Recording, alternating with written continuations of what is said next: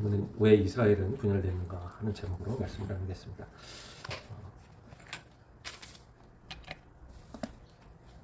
이스라엘 백성들은 정말 가나안 땅을 정복을 했고요. 그리고 하나님의 인도하심에 따라 가나안으로 들어갔고요. 그리고 정말 이제 드디어 광야 생활을 끝내고 안정적인 안착하는 생활을 하게 됩니다. 물론 그 전에 사사시대가 잠깐 있었습니다. 사사시대 기간 동안 왕이 없이 생활을 하다 보니까 그때도 하나님께서는 왕을 세우기를 그렇게 기뻐하지 않으셨습니다. 왜냐하면 이스라엘의 왕은 하나님 한 분, 그분이시기 때문에 그렇습니다. 그런데 백성들이 가만히 보니까 옆에 있는 나라들을 보니까 왕이 있어가지고 그가 통치하고 다스리고 또 그들이 그 왕을 중심으로 해서 힘을 모아서 옆에 있는 부족들을 침략하거나 방어하거나 하면서 이렇게 안정적으로 생활을 하고 발전하는 모습을 본 겁니다. 그래서 우리도 왕이 있게 해주십시오. 이렇게 당당히 요구를 했습니다. 그래서 선택받은 왕이 누굽니까? 사울이죠. 사울이 선택받아서 왕이 됐습니다. 그런데 그 왕이 잘 하지 못했죠. 교만이 해가고 하나님께서 정말로 기회를 여러 번 주셨음에도 그가 교만한 행실을 버리지 못했고요. 또 그로 말미암아 그는 영원한 심판과 멸망, 또 자손과 자식들이 멸족당하는 이런 끔찍한 사태를 맞이하게 됩니다. 이 시점에 하나님께서 이제 진짜 다윗을 세우고 그를 통해 영원한 이스라엘의 나라를 세우실 것을 선언을 했습니다. 그래서 우리가 성경에 기록된 대로 잘 알듯이 예수님이 다윗의 자손으로 이 땅에 오시죠. 온 인류와 또 온 우주를 통치하실 하나님의 아들로 예수님이 오시게 됩니다. 다윗의 자손. 그의 계보와 피줄을 따라서 예수님이 이 땅에 오셨다는 사실을 우리가 먼저 기억을 해야 되고요. 근데 중요한 건 왜 하나님이 세운 나라인데 왜 분열이 됐을까라는 것입니다. 왜 분열했을까? 분열한 이유는 딱 한 가지입니다. 솔로몬이 많은 이방 여인들과 결혼을 했어요. 전략적 이유로 결혼을 맺었습니다. 주변 강대국들과 사돈을 맺었어요. 아내를 데려왔고 왕비를 삼고 후궁을 삼고 첩을 삼고 해가지고 많은 왕과 귀족들을 한마디로 사돈을 맺은 거죠. 이런 전략적 이유로 맺었습니다. 근데 하나님께서는 이방 여인들과의 결혼을 허락하지 않으셨어요. 허락하지 않으셨습니다. 근데 다윗이 대놓고 어긴 거죠. 어겼습니다. 하나님의 말씀을 불순종한 거죠. 아마 그는 불순종했다는 생각조차 못했을 수도 있습니다. 뭐 어때서 내가 지혜롭게 생각하기를 전쟁을 치르지 않고 이렇게 평화를 유지하는 방법은 적국의 왕족들과 사돈을 맺는 방법이 제일 좋다. 그 방법을 쓴 거죠. 몽고가 몇몇 족속들과 사돈을 맺어준 적이 있는데요. 고려가 그랬습니다. 고려가. 이것도 굉장히 이 몽고의 역사에서 굉장히 특이한 기록인데요. 그것은 그만큼 우리나라를 강대국으로 인식했다는 의미도 되고요. 또 우리나라를 인정해줬다는 의미도 됩니다. 사돈의 나라로 인정을 해줬다. 이거는 침략하고 정복을 해서 노예 민족으로 삼아서 수탈하는 관계가 아니라 대등한 관계로 인정해줬다. 이런 역사적 의미를 우리가 쉽게 유추해낼 수도 있습니다. 그래서 많은 왕들이 이런 전략적인 방법을 택하기도 했어요. 솔로몬도 그 방법을 택한 거죠. 그런데 문제는 하나님의 말씀을 일단 어겼고요. 그리고 두 번째는 그 여인들이 우상 숭배하는 우상들을 들여왔다는 사실이에요. 뭐 혼자 오겠습니까? 타고 멀리 외국 나라에 정말 시집 아무도 믿을 사람도 없고 겨우 시녀들 몇 명과 따로 멀리 타국으로 떠나서 이제 평생을 살아야 되는데 거기 갈 때 믿고 의지할 걸 가져가야 될 거 아니에요. 그래서 가져간 게 뭐예요? 우상 단지들이었어요. 그들이 섬기던 신, 그 우상들을 그대로 수입을 했습니다. 수입을 하다가 이스라엘 땅 곳곳에 그 후궁들과 또 왕비들과 후첩들이 사는 곳에 우상 숭배하는 제단을 쌓고 거기서 제사를 드리고 했다는 것입니다. 여러분 이거 한번 상상을 해보십시오. 얼마나 많은 그런 우상 단지들이 수입됐겠습니까? 이스라엘 전역이 우상 천지판이 된 거예요. 하나님이 보실 때는 솔로몬이 너무도 끔찍한 일을 한 거예요. 정말 끔찍한 일이 아닐 수 없다. 이것을 기억을 해야 됩니다. 거기 보면은 우리 10장 한번 보겠습니다. 11장 11절 11절을 같이 읽어보겠습니다. 역대하 10장 11절입니다. 내 부친이 너희로 제가 읽어드리겠습니다. 이건 한글 개역 한글판에 기록된 말씀인데요. 내 부친이 너희로 무거운 멍에를 띠게 하였으나 무겁게 할지라 내 부친은 채찍으로 너희를 정치하였으나 나는 정갈로 하리라. 이렇게 표현이 기록이 되어 있습니다. 이제 원어를 번역을 할 때 여기는 뭐라고 되어 있어요? 채찍으로라고만 되어 있고요.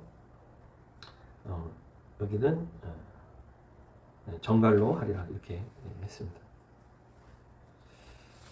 근데 이제 번역을 정갈 채찍, 가죽 채찍 이렇게 가지고 번역을 했는데요. 이게 개역 개정판에 번역된 게 더 정확하긴 합니다. 그러나 그 원래적 의미는 아버지가 했던 통치 방식보다 내가 더 포악하게 하겠다. 이런 말을 한 거예요. 여러분 새로 등장하는 왕이 잘 해봅시다.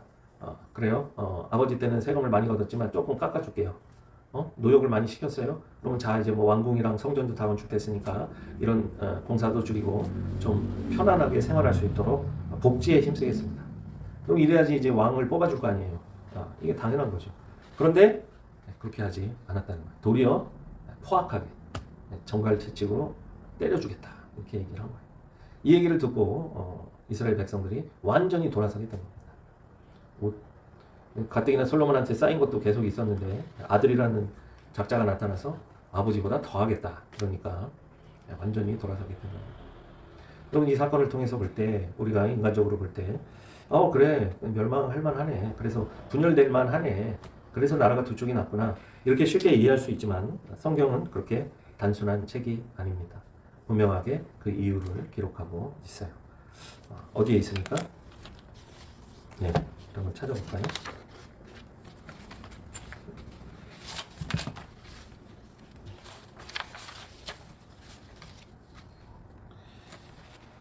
열왕기입니다. 열왕기상 11장 29절 33절 말씀 직접 한번 찾아보겠습니다. 열왕기 앞부분에 있습니다.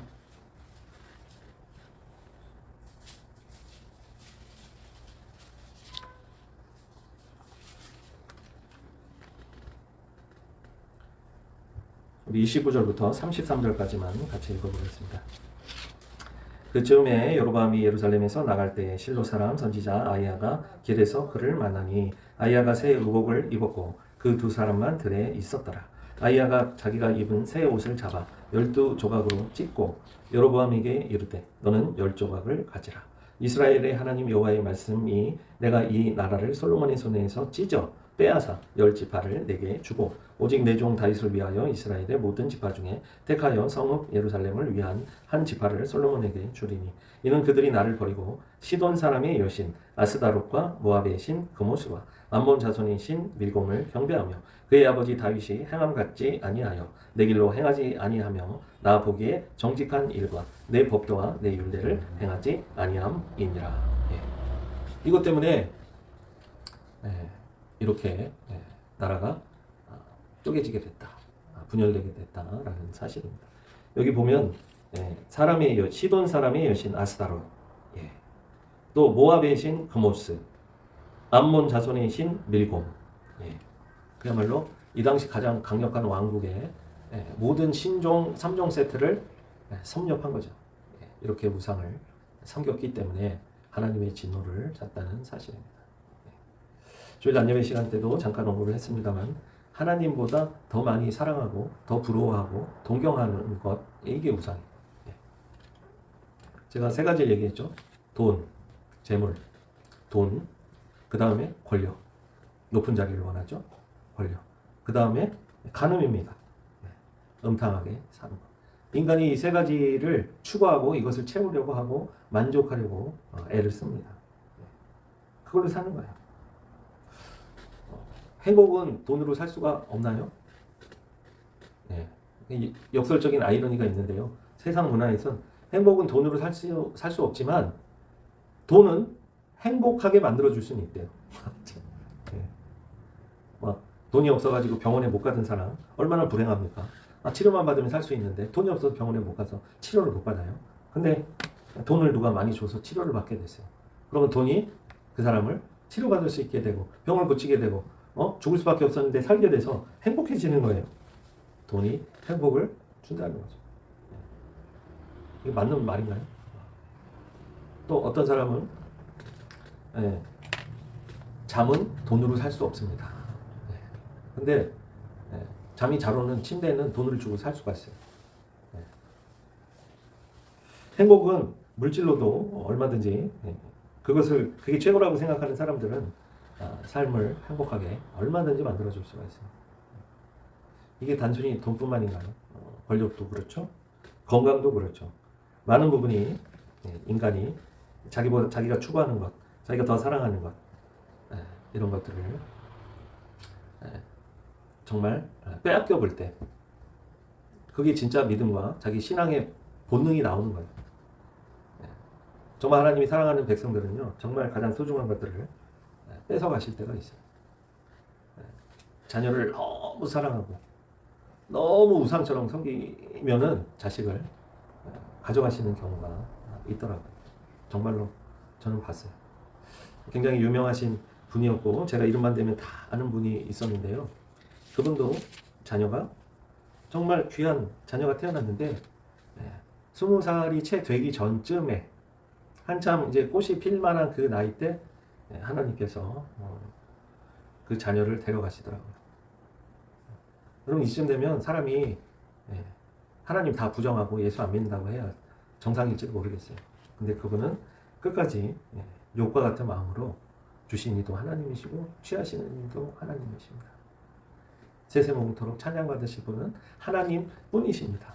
이런 고백을 하시는 거예요. 그분이 제가 군대에 있을 때 친절하게 답장으로 편지도 써주셨던 분이에요. 그분한테 이런저런 군생활의 어려움과 내가 제대해서 무슨 일을 하면 좋겠어. 어쨌든 내용으로 편지를 보냈더니 장장 2장에 걸친 편지를 쓰셔가지고 답장을 주셨던 분이에요. 그때 아이가 막 태어나가지고 정말 축복 속에서 많은 사람들이 그 아이를 축복하면서 우리 모두의 축복을 받은 자녀처럼 생각하면서 그 아이들을 축복하며 키웠던 아이였는데 한 10여 년 흐르고 20년 그쯤 됐을 때 그 아이가 세상을 떠난 거예요. 정말 뭐 말은 쉽죠. 말은 쉬워요. 당연히 믿음의 사람이면 그렇게 해야지. 그건 남의 자식일 때 얘기고요. 네 자식을 하나님께서 그렇게 데려가시면 그때도 주신 이도 하나님이시오, 취하시는 이도 하나님이시오. 그렇게 쉽게 말이 나올 수 있냐는 거죠. 근데 대부분 하나님께서 시험을 감당하지 못할 줄 아시고 대부분의 사람들한테는 그런 시험을 주시지는 않는 것 같습니다. 우리도 분명 하나님보다 더 사랑하는 것들이 있어요. 그것 때문에 사람이 슬퍼지는 거고요. 그것 때문에 내 인생이 비참해지는 거고 낮아지는 거고 비굴해지는 거, 한량없이 무기력해지는 거고 그렇습니다. 솔로몬은 정말 그 시대뿐만 아니고 온 시대를 거쳐서 가장 지혜롭다 여기는 자였고요. 부자였고 부귀영화를 다 누리던 자였어요. 근데 예수님의 평가가 뭐예요? 저는 예수님의 평가가 제일 중요하다고 생각하거든요. 사람의 평가 하나도 중요하지 않아요. 당대 솔로몬을 보려고 전 세계 사람들이 솔로몬을 찾아왔습니다. 그리고 그를 만나기 위해 수많은 예물을 가져왔고요. 이집트의 시바형, 이쪽 북아프리카 이쪽에 시바형도 찾아왔다고 하잖아요. 그 정도로 유명하던 왕이었지만 평가도 솔로몬 하면 왕의 지혜의 상징, 지혜의 왕. 성경이 그 창녀들이 낳았던 그 두 아이 이야기도 나오지 않습니까? 실화로. 그 정도로 지혜로운 왕이었고 존경을 받는 왕이었고 모든 부귀영화란 영화를 다 누리던 왕이었어요. 근데 예수님이 뭐라 그래요? 예수님 딱 한마디 하시잖아요. 야, 들의 백합화를 봐라. 여기 이 꽃 하나만도 못했다. 그러면 생각을 해보세요. 진짜 하나님이 지으신 천지 만물 이런 것들 자연 이런 아름다움을 한 번이라도 눈을 뜨고 그 아름다움을 바라보신 적이 있으십니까? 그 경이로움을 느껴보신 적이 있나요? 그 꽃향기와 그 꽃의 디자인과 그 모든 아름다움이 천지 만물 조화 속에서 그 피어나는 하나의 꽃을 보면서 그 하나님의 영화로움과 하나님의 그 아름다움과 그 신비를 경험해 보신 적이 있습니까? 뭔 얘기인지 알아듣지도 못해요, 사람들은. 솔로몬이 더 낫대요. 솔로몬이 더 최고래요. 솔로몬이 더 부귀영화 최고였다고 얘기해요. 예수님은 드레핀 이 꽃 하나만도 못했다고 말씀하세요. 어림도 없다. 이 많은 꽃이 피고 지고 다 사라지잖아요. 그런데 그 잠깐 순간에 피는 그 꽃만도 못했던 게 솔로몬의 부귀영화다. 그렇게 말씀하시죠. 이게 무슨 얘기인지도 뭐 못 알아들으면 할 수 없고 예수님의 평가입니다. 그런데 그 평가를 받던 솔로몬이 저지른 이 범죄, 이는 그들이 나를 버리고 시돈 사람의 여신 아스다롯과 모압의 신 그모스와 암몬 자손의 신 밀곰을 경배하며 그의 아버지 다윗이 행함 같지 아니하여 내 길로 행하지 아니하며 나 보기에 정직한 일과 내 법도와 내 율례를 행하지 아니함이니라. 우상 3종 세트를 모셔왔고요. 심지어 이방 여인과 결혼하지 말라고 했던 하나님의 율례와 법도를 가볍게 여기고 막 산 거죠. 지네 마음대로 산 거예요. 그 어머니 밧세바가 무엇을 가르쳤겠습니까? 그냥 딱 봐도 답이 나오잖아요. 어머니가 그 솔로몬에게 무엇을 가르쳤겠어요? 다윗은 허구한 날 그 많은 자식들 중에 왜 하필 솔로몬을 택했을까? 밧세바의 입김이 제일 크지 않았겠어요? 물론 하나님께서 솔로몬을 통해 왕위를 잇도록 허락하시긴 했지만 인간의 탐욕과 욕심이 계속 이어지는 거예요. 밧세바의 그 탐욕이 계속 이어지지 않았겠습니까? 그 자식을 통해서.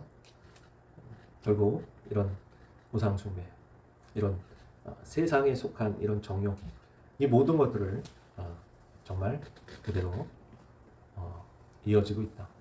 저는 진짜 궁금해요. 천국에 가면 솔로몬을 만날 수 있을까? 네.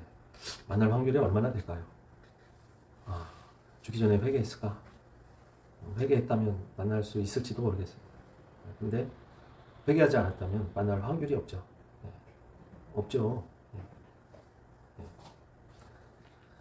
나 보기에 정직한 일과 내 법도와 내 율례를 행하지 아니함이니라. 평가를 받았던 이 솔로몬이 과연 천국에 있을 수 있을까?